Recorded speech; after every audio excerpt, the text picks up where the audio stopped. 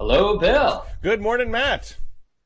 It's good to see you, Bill. We normally don't we normally don't see each other, but now we're using a different recording method, and it's good to see you. And I like the books behind you; they look pretty cool. Meet Calvin Coolidge. Yeah, this is Meet Calvin Coolidge, the man behind the myth. I have a quite extensive Coolidge collection. I have this little pamphlet from the farm to the White House. I have some of his own books. This is the autobiography, which covers not very interesting. Coolidge, Coolidge, Wit and Wisdom, 125 short stories about Cal. It is great that you're a huge Calvin Coolidge fan. Whenever you want to visit, Matt, and check out my library, the unique inauguration of Calvin Coolidge, America's 30th president.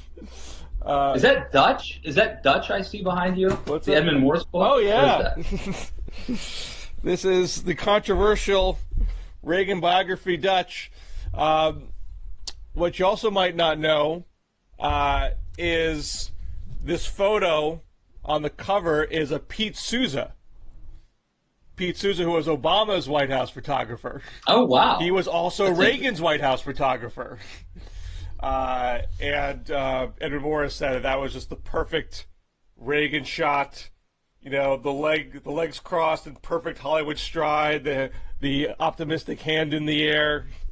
It's a good picture. Yeah, he looks pretty cool. Obviously, I would expect nothing less from Ronaldus Magnus, but he looks amazing as always. So are these because I'm sure you have hundreds of books. Are these some of your favorite, like, sort of presidential history books back there? I've not read that you put on display. I've not read them all.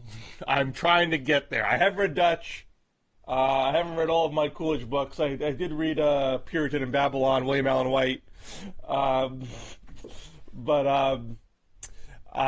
This is mostly just to remind myself, because if you go up the shelves, these are all my president books. Remind myself that I need to read all these. It's in my face in my living room every day. You have not read all of these things. Get on it. Well, I think we should do a segment where you go through, like, before we were taping, you were telling you like a McKinley book, a book about the assassination of McKinley. Is that right? Excuse me. This was published. It'd be a rough day when that whole thing comes crashing down on you, because I asked you to get a book. This was published the year of the assassination, Life of William McKinley and Complete Story of His Assassination. I mean, this is a fairly traumatic thing for a president to be shot and murdered, and it was a political assassination by a left-wing anarchist.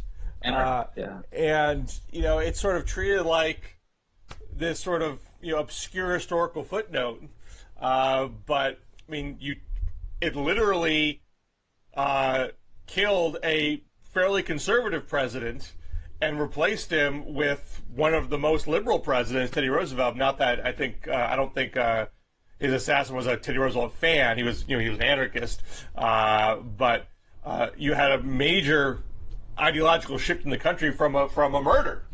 And if you think about how crazy things are today, how insane things are today, and we tend to think that, like, well, things used to be normal, but now things are crazy. Well, an anarchist, a leftist anarchist, assassinated the president, and I mean, that's some weird stuff that used to happen back in the day, and so we have to keep that in perspective when we consider how crazy things seem right now, I think. By the way, let me also mention, as I drinking out of my cup, which I'm not sure why it has Darth Vader and Orioles.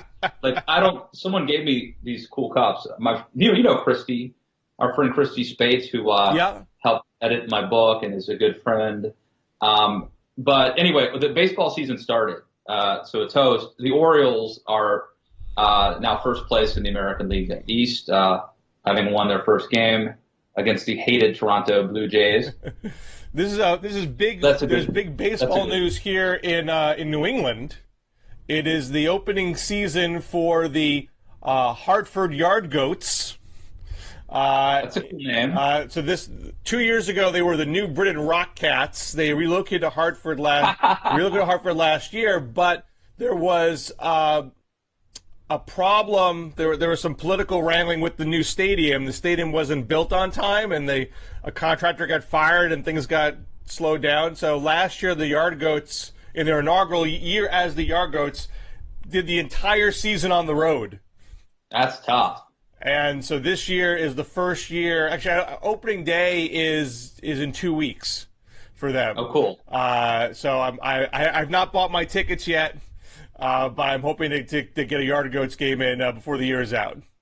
Well, no, you should go to. I mean, there's nothing better than minor league baseball. It's fun. It's good for the family. The prices aren't ridiculous. So that's cool. I like that. I'm a little annoyed. I mean, the Hartford Stadium is actually easier for me to get to. It's right downtown. It's off of the highway. But they really screwed New Britain. New Britain is not a big town. Their team was sort of the pride of the town. Now they have a giant stadium with nothing to do, with nothing to put in it. And this is all just to have corporate skyboxes for insurance industry executives in Hartford. Yeah. So there's a bit of a bitter aftertaste to it all, but nevertheless, it's still going to go. They say that there've been all these studies that say that that stadiums don't really impact the town and all that, and that maybe even have a negative financial impact. But I think that they can. We're seeing it happen in Washington, D.C., where the Nats play. That I was just over to that area, sort of the Navy Yard area, which is really turning into something quite nice. And also just the psychology of, I remember when the Redskins used to play in Washington, D.C. at RFK Stadium, and they were winning, Super Bowls every other year. There is a certain esprit de corps that a whole city can get, so I think there are some intangible benefits to having teams to support. We don't nowadays tribalism and for some pretty good reasons is unfashionable but the one thing that you can do is sort of root for your team. And I think it matters. Well, I'm not an expert on Hartford urban policy or anything. And I know the studies that show stadiums generally are, they're not growth maker. They just, move money around and aren't worth, giant subsidies. But I can tell you, Hartford is pretty dead at night for a city that actually has a fair amount of wealth with the insurance industry, yet it's got no real discernible nightlife. I have to think that plopping a stadium right in the middle is going to do something. It's going to be something that's going to be around that and make it a more appealing place to go at night. But the proof of the pudding is in the eating, as they say. Yeah, no, and it may be just during games. I was in St. Louis for one of the debates, and that area, the stadium is really a nice area. But it's dead when there's not a game there. Like I went over and looked at the stadium, and there were plenty of bars and restaurants around that area, but it was a ghost town. And I'm talking about a beautiful, Saturday afternoon, but it's people go there to go to work, and then they come home, and nobody lives there. Anyway, you need to have kind of 24/7 urban strategy. You can't assume that the stadium does it all. You got to add to that so that there's enough reason. Man, I tell you what, in a different life, I'm going to become a city planner or something. I don't know that much Matt about Lewis, it. But you're a betrayal to the conservative cause. Well, see, I do. I think that walkable. We've been through this before. The crunchy cons thing. Walkable communities. And I think, look, if local governments take it upon themselves to try to create areas and that are conducive to the human spirit and to thriving, that's a good thing. Good thing we have a builder in the White House. I'm sure has a very sensitive and caring approach to walkable, livable urban living. Yeah, I'm sure that's on the top of his list. Well, anyway, we got a lot. We did a little pre-gaming. There's a lot of topics we could talk about, but what should we talk about today? I think we should get Gorsuch out of the way. I know we've talked about Gorsuch a lot. But the motion for cloture has been filed. Presumably, Gorsuch will be filibustered on Thursday, and then McConnell will move to eliminate the filibuster for Supreme Court nominees I think that vote would occur on Friday then. And the question, I'm a little surprised that there is no Republican appetite for stopping the rules change. I might have thought someone would pipe up. Maybe you would need 3 to break ranks, and I wasn't assuming they would get 3. Maybe Susan Collins, at least gives it a shot. Maybe John McCain, he was in the Gang of 14 before. He just won his election. He's over 80 years old. He doesn't owe anybody anything. He cares about the legacy of the Senate. Maybe he would do some last-minute talks. And they both have sort of said, yeah, I'm not happy about this, and I've reached out a little bit, but there's no hope here. Yeah. So I don't know, do you have a twinge of concern that we are losing the distinct nature of the Senate if it's just sort of a similar body to the House, that the vision of the founders and the Senate being the cooling saucer, all that stuff is lost forever? Well, I have deep concerns about the state of our politics today, but this one in particular doesn't strike me as more concerning than a lot of other things that I'm seeing happen right now. And so it doesn't, I'm not up in arms about this. I think, part of it is just the context. There's the fact that, Harry Reid already eliminated the filibuster for other executive appointments and judicial appointments other than the Supreme Court. So he sort of greased the skids here for a sort of predictable slippery slope. You have the fact that Gorsuch is really a highly competent, qualified, nominee. And I think you have the fact that he's just replacing Scalia. He's simply, it's not going to change the balance of the court. So for all those reasons, it just strikes me as, I guess it would be, I think Democrats are breaking norms here. Not to say that Republicans have been as well, but I think Democrats are breaking norms. If you can't confirm Neil Gorsuch, then who can you confirm? And if Democrats are going to filibuster Neil Gorsuch, who wouldn't they filibuster? So I think he's a nominee within the mainstream. And so I think it takes 2 to tango. This is going to happen. And the good news is that I don't think the slope is as slippery. So when in 2013, when Harry Reid, basically eliminates the filibuster for other appointments, it's a very obvious next step to get rid of this, filibustering Supreme Court nominees. I think, luckily, there's a little bit of a firewall here before we get around to eliminating the filibuster for legislative, for legislation. Now, McConnell said yesterday that he would not eliminate for legislation. He would commit to that not happening on his watch as majority leader. He said that he doesn't think there's a single member of the U.S. Senate that would want to get rid of the filibuster for legislation. But what happens if there is a prized conservative policy goal and it is clearly running up against the wall of a filibuster? I mean, look, the reason why, part of the reason why healthcare has gotten complicated and tax reform has gotten complicated is that they're trying to thread the needle with budget reconciliation, which is the one way to do legislation without it being filibustered, which is creating awkward policy compromises to fit the parameters of reconciliation, which is making it hard for Republicans to be unified. So at some point, they're going to have to try to pass something without reconciliation. It will likely be filibustered. Someone in the conservative movement's going to say, you have no obligation to keep this. You can eliminate the filibuster. This is important to your base. It's important to your legacy. It's time to nuke it. Isn't that pressure going to build? Oh, I think it definitely could, but I think it would take time. Remember, we got to where we are now over the course of decades of people.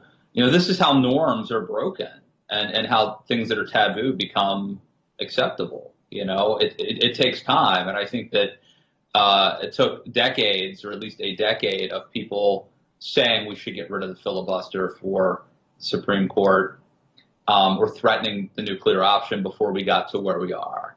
And I think likewise, it's entirely possible that someday we'll get rid of the filibuster for everything, for legislation.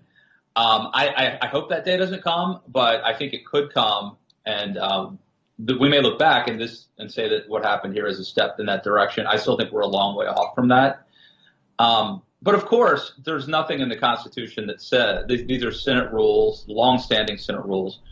Did you know that I went back and researched this? Aaron Burr was somehow responsible for the filibuster. You know about this? I don't know about this. Oh man, I wish I was more prepared to tell you this. If I was Bill Scher, I would really drop some knowledge on you. It was after he killed Hamilton. Mm-hmm. I guess he was presiding over the Senate. Right, he's still vice president. So, and he did it totally inadvertently. It was now the filibuster actually has a long history that goes back to Rome. Back in Rome, a filibuster, they had to do it had to happen within one day. And so if one senator stood up and just talked until sunset, that effectively killed a bill. But America did not have this. It's not in the Constitution. And basically, I forget how it was. I wish I was more prepared. But just Google filibuster Aaron Burr. And he inadvertently suggested a rule change that opened the door for people being able to filibuster. He thought he was expediting things, saving time. And it actually took years before people figured out that he had created this loophole and began exploiting it. But even then, filibustering was a very rare occurrence. It didn't happen often, like a couple times a year or something. The problem now, of course, is it's become pervasive. You no longer have to stand up and actually filibuster. You don't have to do the Mr. Smith goes to Washington sort of thing. So that might be one area too where you could do filibuster reform, actually making people stand up, and you can't go to the bathroom, you can't take a break, you can't pass it to Rand Paul and let you've got to be the one doing it. I mean, and then Democrats have proposed that sort of filibuster reform before and couldn't get anywhere with it. This is when Republicans were filibustering everything in the Obama years, and now at least at the moment Republicans have a different problem. They're not even getting to the point where Democrats can filibuster; they can't get their own caucus in line, and we're now seeing them go back to health care, trying to cobble together a majority in the House. You're starting to see fissures emerge over tax reform. As you look at this, Matt, and as other conservatives in Washington look at this, is there consternation that Trump and Ryan are frittering away the majority, this moment of single party rule that they have? Well, I think there's a fear that could happen because, it's very possible that Republicans will lose the House of Representatives in the midterms, and if that happens, that obviously changes things. You could have Trump really make a full-throated attempt to work with Democrats, and that if you're a conservative, that really changes the kind of legislation that might come out. I am interested by this attempt to resurrect the health care bill. Right after the Republican bill was pulled, Paul Ryan went out in front of the microphones and cameras and said, "Obamacare is the law of the land and will be in the near future." And now it does seem like there's an attempt to pass something at least through the House. And it seems like they're making progress. Now, will the Senate pass it? Will they change it? What does it look like when it comes out of conference committee? I mean, this is still, even if they could pull off what now seems like pulling a rabbit out of their hat, passing something through the House, that would only be the beginning of the process. But, I think that part of the reason Republicans were in a hurry, too big of a hurry, in fact, and tried to push that health care bill so quickly, is because they realized that time is not on their side. Now, the fact that they're taking a 2-week recess, Easter recess, doesn't help things. With the government on the verge of shutting down as soon as they get back. Right. So you might wonder why they're taking 2 weeks off. But be that as it may, I don't think we're in the panic mode yet, but I do think that there is concern that they're going to fritter this away.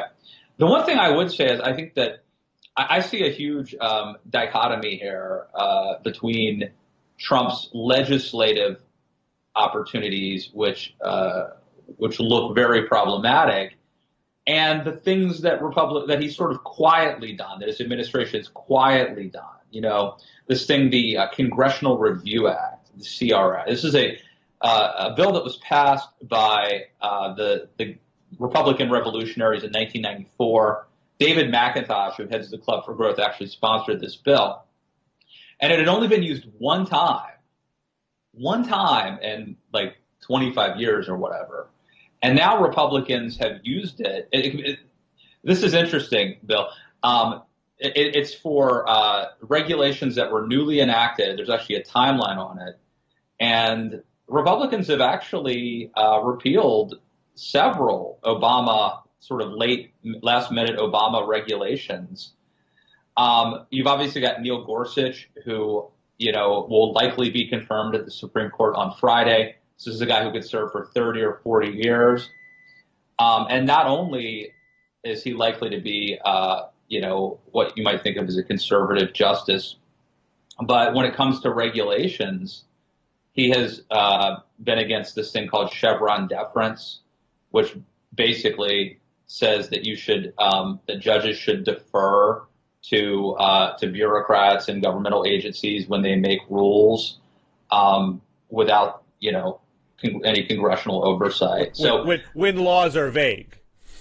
Yeah, that's true. That's true. So the point here is that on one hand, Donald Trump looks to be really losing. He's embroiled in scandal constantly. He's got some major legislative challenges, between fighting off the Freedom Caucus on one hand, the Tuesday Group on the other, and then Democrats who are basically, not irrationally, I think, in fact, very rationally decided to be obstructionist. But simultaneously, and I think under the radar, he's setting up some long-term things in motion and regulatory changes that I think are probably underappreciated. And I think if you're a liberal, you should be probably more worried about these things. And if you're a conservative, you should probably be a little bit more happy about some of the things that's happening in terms of judges and regulatory rollback. Well, the regulatory rollback that's happening so far are mainly things that were done by Obama at the very end. Those are the things that you could easily undo without the filibuster through the Congressional Review Act. And so liberals are not happy about that stuff. But there are a whole bunch of other things. Executive orders like the Clean Coal Plan. The Clean Power Plan, they can't undo that way because that wasn't as recent. So the executive order there is to go work on undoing it. But it's not actually undone yet. And there'll be litigation. Well, exactly. Surrounding that. There, with Clean Power Plan, Dodd-Frank, healthcare, the bigger. What's that? The other one, Waters of the USA or whatever. Waters. These bigger ones have a difficult legal path to pursue, and we have no evidence that the Trump administration knows how to do the hard stuff. They're picking up what low-hanging fruit is out there, but they certainly can't seem to pass a major bill.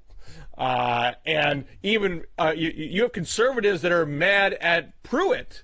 I mean, this is one of the chief antagonist to the EPA through his whole life. This is not a squish, but so there's a key piece in the climate regulation foundation called the endangerment finding, where the EPA says we find that greenhouse gases cause climate change, and therefore we have a legal obligation to regulate them. And the right wants Pruitt to erase that finding, so there is no legal obligation to do anything on climate. And Pruitt's like, that's not as easy as it sounds. There's a whole. Look, I'm actually a lawyer. I actually sue the EPA. I actually know what's involved here. That's a really long path. And I should probably say, that my wife, Erin, used to consult for him when he was attorney general. All right, so I'll put that out there, not that it matters, not that it impacts what I want to say. But by the way, just to finish the point, so I'm sorry. So you have people saying Pruitt is not being conservative enough on climate, because in all likelihood he's going to leave that finding in place, which gives environmentalists legal recourse to say, hey, these other things that you're trying to do are in violation of your obligations under the endangerment finding. I mean, so Pruitt doesn't have a perfect path to pursue. I think he's making a logical choice. Like, this is the best path I have, but it just shows that there's a lot of hurdles in front of them, and Trump hasn't pocketed all that much in these first 100 days. So I got to think some people on the right have to be saying to themselves, did they sequence this properly? Did it make sense to do health care first? Should they have done taxes first? Should they have done something else completely? Should they just focus on deregulations and not these more thorny questions? I mean, for all the knocking of Obama as some sort of dilettante, I mean, he got the Recovery Act passed in a month. That was a pretty major piece of legislation. So Mr. Art of the Deal seems to be falling short on the promise that it would be so easy to get all this stuff done. No, that definitely is true. A couple quick points also about the regulations. One is there's an interesting provision in the Congressional Review Act that says once a regulation is repealed via CRA, it can never be re-implemented again by a future president. So I've heard a somewhat clever idea that Republicans, that right now, Republican bureaucrats or a Republican administration should go ahead and implement some of the some of the think of, like, if I was a liberal, what would I want to do in terms of regulation? Go ahead and do it, and then have it repealed by Congress. And you could never do it again. And therefore, you could never do it again. I suppose unless Congress passed a law. Yeah. Right. I mean, you could always. There's always a way around it. The other thing too is I don't know where this is. Maybe you do, Bill. The REINS Act. There's a thing called the REINS Act, which it's like the CRA, except it's proactive instead of reactive. It basically would say that, the Constitution says that Congress is supposed to write the law, not the executive branch or their governmental agencies. And so it would basically reassert the power of regulations, and Congress would have to basically have approval of rules and regulations. Right. It would greatly grind the gears of government. Right now, Congress passes a law with a lot of latitude, and the agencies use that latitude to say, well, here's specifically what we're going to do to implement this. The REINS Act basically says you got to come back to us every single time. Every little regulation you do, it's got to really be scrubbed by us. But your point about the CRA and that notion that once you yank the rule back, the regulators can't redo it. There's at least one out there. I think it was a bank one, if I remember correctly, that Lindsey Graham was like, I don't want to CRA this. I do want this to be regulated. I don't like this particular rule, but I don't want to make it impossible for them to go back and do it again. There's some breaks on the system. This is why ACA repeal didn't happen. Even some people on the left thought, one party rule means they're going to get everything that they want. But there's division within the party that even makes some of these things they're supposed to make conservative governing easier still complicated. But I have to say, I'm relieved by the failure of the AHCA, partly because it wasn't a good bill and it wasn't a conservative bill, and it would have, I think, hurt Republicans and conservatives. But also, it reassured me a little bit that Donald Trump can't do whatever he wants. I'm a little bit worried about politicians with authoritarian tendencies, and Trump had just rolled over everybody and imposed his will for a couple of years. And the fact that Congress checked him and said no, and he had to abide by that, I took as a very reassuring thing, that a little bit of a return to normalcy. Sometimes gridlock, one man's gridlock is another man's, balance of power and democracy. So well, this sort of brings back a question, and we've come back to this a number of times, but I think it's worth always checking in. So he's down in the 30s in Gallup, and so he was in the upper 30s in Gallup. He was at 35 in Quinnipiac. The Quinnipiac poll that I saw had him underwater with whites, had him at 47 with white men, and at 51 with white non-college. And white non-college, I think, on election day was 66. So, some evidence that there is base erosion, that it's not just the divide that we saw on election day manifesting all over again. Even within Trumpian areas, there's a pullback. And so you see the relevance of that. Republicans in Congress are not afraid to stand up to Trump. They say, I can oppose him, and I'm not going to pay for it at home. And so Trump goes out there and says, we have to fight the Freedom Caucus. He basically suggested he's going to actively primary Freedom Caucus people. I saw active measures. I saw Mark Meadows, who's the chair of the Freedom Caucus. He was asked, "Are you your favorite primary challenge?" And Meadows was like, "You can't get to the right of me in my district. That's not possible." So the intimidation factor is not there. Maybe he's Reaganing, but he's not Johnsoning. He's not scaring the hell out of these folks. So do you think is Trump going to follow through here and actually do the primary challenges, or is this just more, I'm cranky in the morning when I get up and tweet? Well, I hope he doesn't. I think it would be stupid for him to try to do that. Don't get mad, don't get even, get ahead. And so I think that right now these guys are not afraid of him. Now maybe they could be afraid of him if he expended all sorts of time and energy and capital in trying to defeat Republicans in the primaries. Maybe he could teach them a lesson, and maybe a year from now or even 6 months from now, they might be intimidated and back down and vote with him.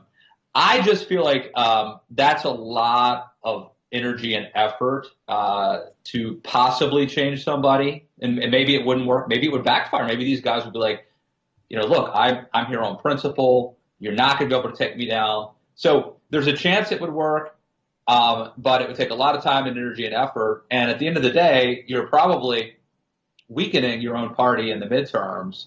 It's going to give you bad press. It's most of the time, I think revenge is a bad idea, and not only because as a human being, it's not where you want to be in terms of spiritual matters, but just I think people expend a ton of time and energy trying to get even with people when they really should be working to get ahead. So he may do it. It would be in keeping with his MO, but I think it's a mistake. FDR tried this. I think we've talked about it in a past show. FDR tried to purge conservative Democrats in 1938. He actively endorsed primary challenges. They mostly failed. It was hugely embarrassing, and it drove the conservative Democrats even farther into Republican arms, where he couldn't get any more New Deal reforms passed. Now, you could argue that the conservatives were already bedeviling him in his party. Roosevelt was, correct in the long run that the parties needed to be ideologically redefined. To have these hybrid parties wasn't useful for governing purposes anymore. Or you can say he was totally wrong about that. Now everything's too partisan, being polarized because of what he did. But I don't get what. By the way, it is funny. Some highly I don't remember, some highly respected, magazine like Newsweek or Time or some political science journal at some point said that the biggest problem in America today, or in American politics today, is that there's not enough polarization. That Republicans, there's no difference between Republicans and Democrats, and so people don't understand the brand. And that what we should really try to do is make it clear that Republicans stand for this and Democrats stand for that. Obviously, we have a different problem. I guess if we're living in, 2000, maybe that would have a certain amount of logic to it, but it's so hard to make that case today. But what's strange about the Trump threat is that there's not a lot of ideology to it. What is the philosophic basis of a primary challenge against the Freedom Caucus? It's really just it is more revenge. They're in my way. Please rally to my side and get people who are and get them out of my way. And as much as Trump is referred to as sort of the great persuader, and that he did take stances that were ideologically not in sync with traditional conservatism, I don't think he regularly articulates what Trumpism is. Bannon might. We know what Bannonism is, but Trumpism is very mushy. And even now, as much as he planted his stake on trade and being relatively protectionist, he's now muddying those waters with his initial step. What do you want he argued he was going to be the more compassionate one in healthcare. He was the single payer guy. He's the guy that said, hey, it works in Great Britain. Now what exactly his whole healthcare argument now was, let's get this out of the way so I can get the taxes. So there's no sense of what do you actually want to see in healthcare reform.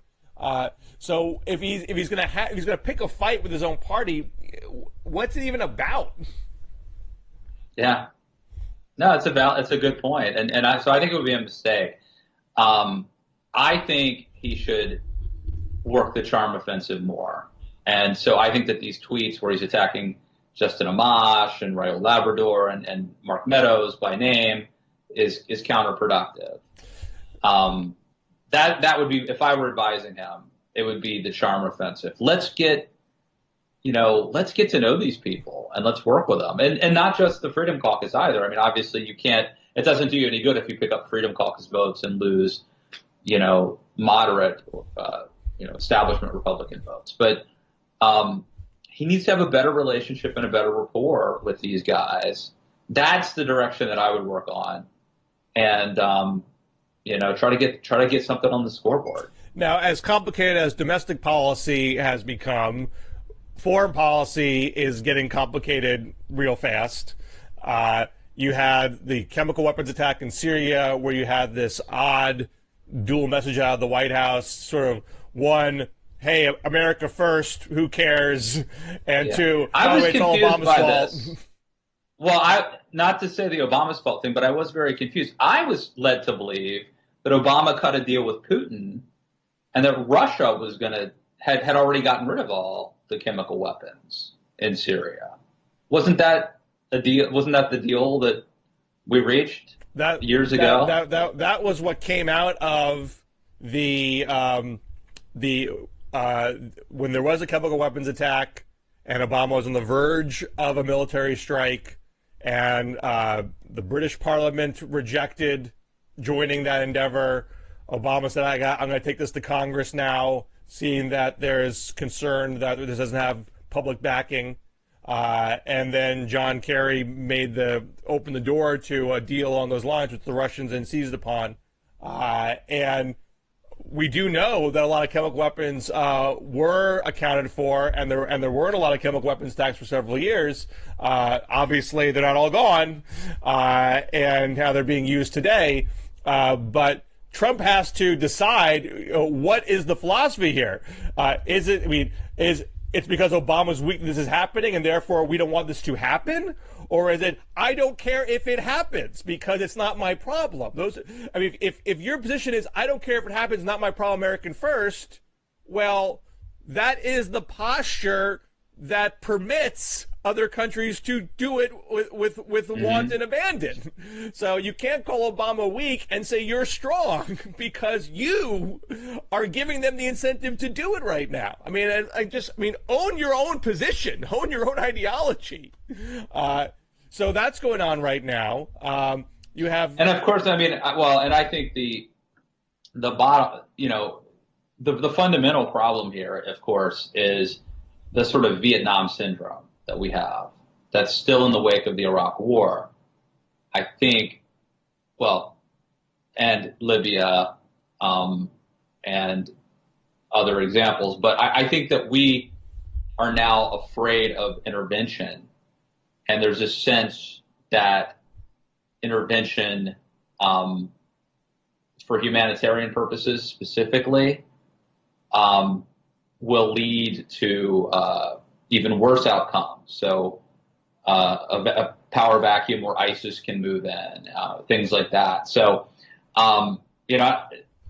as much as I, will blame Barack Obama for ironically empowering Russia and Vladimir Putin in many, many ways that transcend anything Donald Trump has ever done to help Russia. It also goes back to George W. Bush. I mean, if it hadn't been for the Iraq invasion, then we might have been in a much better position to take action on some of these other things. Like maybe we would have gotten Assad out 5 years ago instead of what happened. So I do think that we were chastened, and that there is no stomach in America. Like, let's say that Donald Trump did own his foreign policy and said, this aggression will not stand, man, and we're going to go do something. Unless he totally acted unilaterally, I mean, I just don't think that there would be any congressional buy-in, even among his own party, to do any sort of regime change or whatever. And he ran that way. I mean, Trump ran, I wouldn't say as an isolationist, I'd say as a nationalist, but basically said we shouldn't be getting involved in foreign entanglements, particularly when the primary rationale is humanitarian. I mean, he's all for bombing the blank out of people when it's on nationalist grounds. So let's go bomb ISIS. He's even seeing, and he's sabering with North Korea right now. But when it comes to things that are trying to stop genocide somewhere else, he has explicitly said, "Not my problem." But in fairness, I mean that sounds very callous. It's the definition of callous. No, but there is. I mean, but I do think there's an argument that when you go in, like Saddam Hussein was a horrible, brutal murderer. His sons were raping and pillaging in Iraq. But we could make a really good argument that most Iraqis would be better off if we hadn't toppled that regime. You know what I'm saying? Or Muammar Gaddafi. I mean, my point is, it sounds really incredibly callous and uncompassionate to say, like, it's horrible what's happening in Syria, but as president, it's not really my problem. But there is a somewhat defensible argument for not intervening, which is to say things could get even worse for those. And then this is why Obama. I mean, the point is that there's more than two choices than intervene or not intervene. And look, what Obama did in Syria didn't work out as intended. I'm not defending that, but this is where I think, and I'm not saying this is true, but the argument that we can blame Obama holds a little bit of water, because you could make an argument that there was a time when we could have supported rebels in Syria who might have overthrown Assad. Might have. I don't know. Frankly, you can't know. I'll be honest with you. I'm skeptical that they wouldn't have been worse. But you could argue that. Sure. And then you could argue, but then I think you could argue it's too late now. Right. That ship has sailed. And so we don't have Trump. It doesn't have the opportunity that Obama might have had. Might. I mean, nothing can be proven definitively in this question. And I'm skeptical. I'll be honest. No American wanted Obama to military strike in Syria, and so Obama said, while I don't want to get us involved in the military quagmire, I still care. I don't want to turn away from a genocide. Are there things I can do diplomatically? With some, I mean, there was some support for rebels in there. So can I do some limited military involvement with diplomatic pressure working with Russia. We work with Russia on Iran. We work with Russia on Libya. It's not like we've never done it before.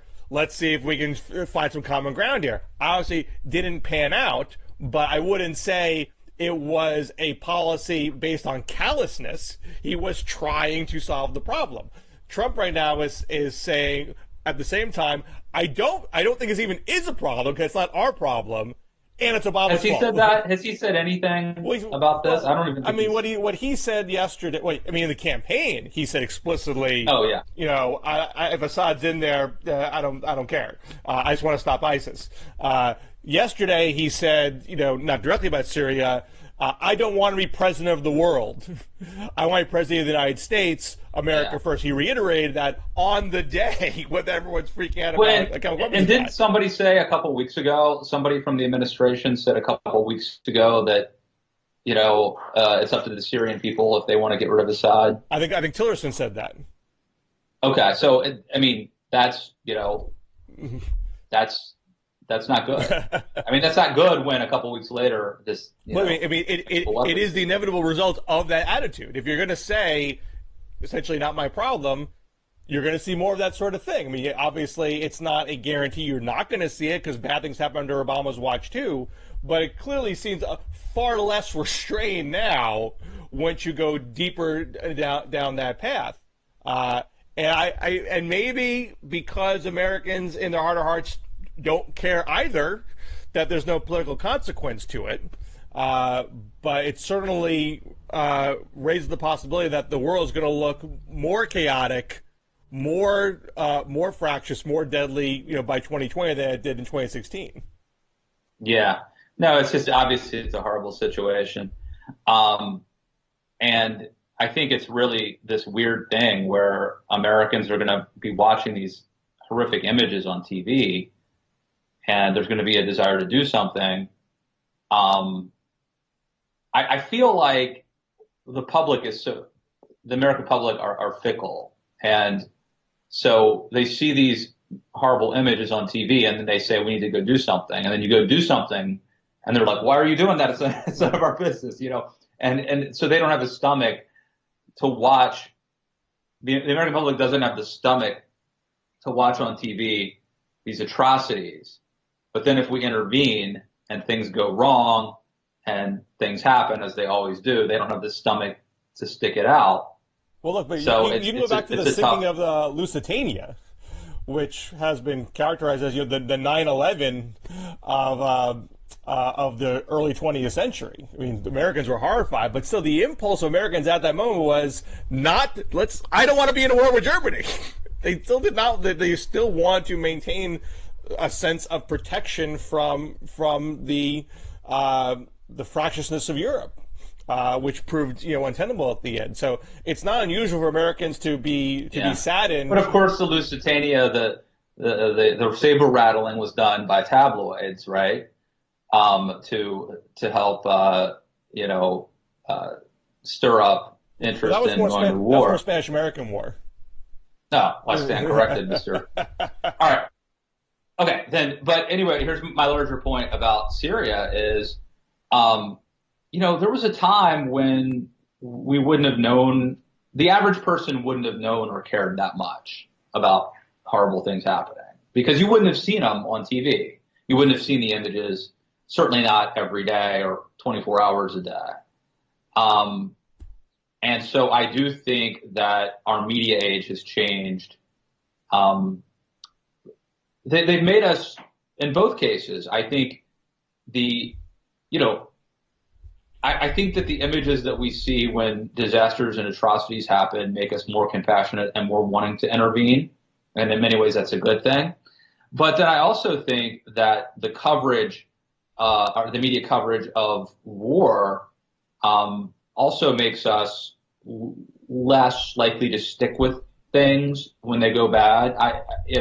This isn't original to me, but if the media had covered World War II, and some of the bad things that went wrong, and some of our wars where tens of thousands of people, were killed, which in terms of casualties makes, say, Iraq look pretty small. Yeah. Again, with the caveat, every life is precious.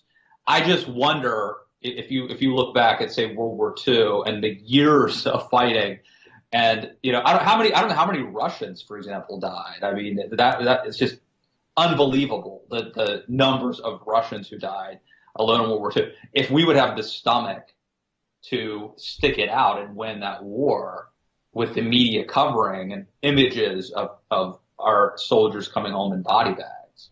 I mean, because these issues are so vexing and horrific, that isolation streak of the country is never going to totally dissipate, and it's going to make articulating a foreign policy vision very politically fraught. I mean, so as much as I think Trump and the Republicans are learning that America first is not so simple in practice, Democrats have a lot of hard thinking to do as well. What is the foreign policy alternative to Trump's America first?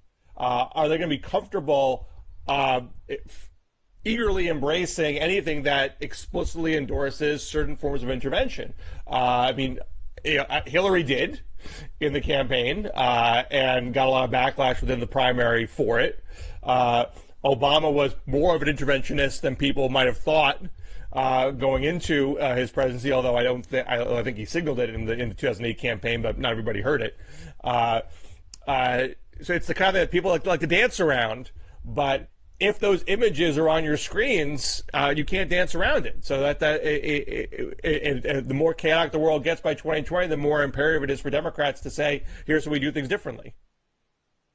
Yeah, and I think we would both agree that Trump doesn't want any part of this, and he has no interest in this, and that this will, unless something else happens, I think he's just going to try. I don't know what he wants to do with North Korea, and I know when I talk to people on the left, I feel really nervous that he's going to bomb North Korea, and he might. Really? Oh yeah. I mean, do tell. This is a foreign concept. I mean, obviously, they're being provocative. They're testing, weapons and. Trump talked about bombing North Korea in 2000 in his book, and he sort of talks about North Korea's provocations far differently than he talks about Russia's or Syria's. And even Iran. I mean, he has been very quiet about Iran since he got into office. There's no talk about undoing the nuclear deal. But if there's one country who's been the most provocative towards its North Korea. And North Korea is being provocative in return. Right. So if there was one place where I would be most nervous about it, I think a lot of folks on the left are nervous about it, it's there. But I don't know if you saw the statement that Tillerson made yesterday, where he just we've talked about North Korea enough and we're not going to comment about it. You could interpret that two different ways. It could mean I'm going to drop a bomb tomorrow because I'm done talking, or I'm going to sound like I'm talking tough. I'm not really going to do anything, which is like most things that Trump does. So I don't really know. I think that there's a mystery there what he actually wants to do there. Yeah. Wow. That's an interesting one. I didn't mean to scare you. What does North Korea do? What does China do? And he's meeting with China this weekend at Mar-a-Lago. Where North Korea is going to be one of the issues on the table. I mean, that's always been the big challenge. How do you get China's North Korea's closest ally? How do you get them to cooperate with constraining their nuclear ambitions? And there's been some pieces about how China is terrified how this meeting is going to go because they care a lot about formality and protocol, which Trump does not do, that the Chinese president is not a real chummy, backslapping sort of guy. And there's all sorts of ways that this could be just a diplomatic disaster. And that you may say, who cares? Trump wants to show that he wants to snub China. But he certainly probably wants China's help when it comes to North Korea. And if that becomes a disaster of a meeting, how much does that make North Korea spiral out of control? Yeah. All right, I got to run to the airport right. in a few. Anything else we need to talk about or plug?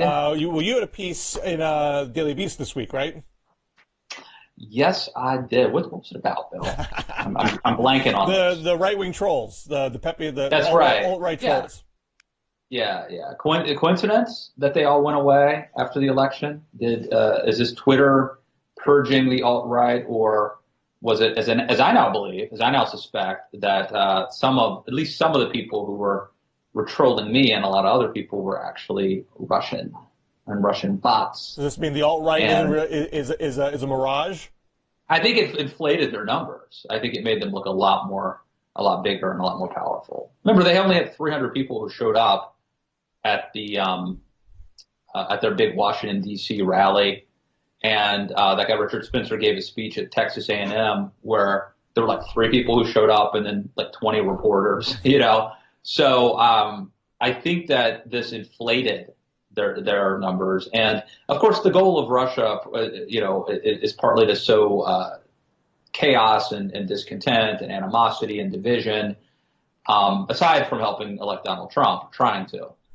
They also wanted to do that. I think they did it very smart the way that they did it. And of course, Marco Rubio now claims that, or now says that his campaign team was hacked. There's even some suggestion that these trolls were operating, helping Bernie Sanders against Hillary Clinton. So. Check out that piece at the Daily Beast. All right. And check out my podcast, This Is Not Normal, at liberaloasis.com. And I'll have something in Real Clear Politics on Monday, but I don't know what it is yet. And I'll talk to you next week as well. All right. Check us out on Twitter at DMZ Show. And we'll see you all back here in the DMZ next week. All right. Thanks, Bill. Take care.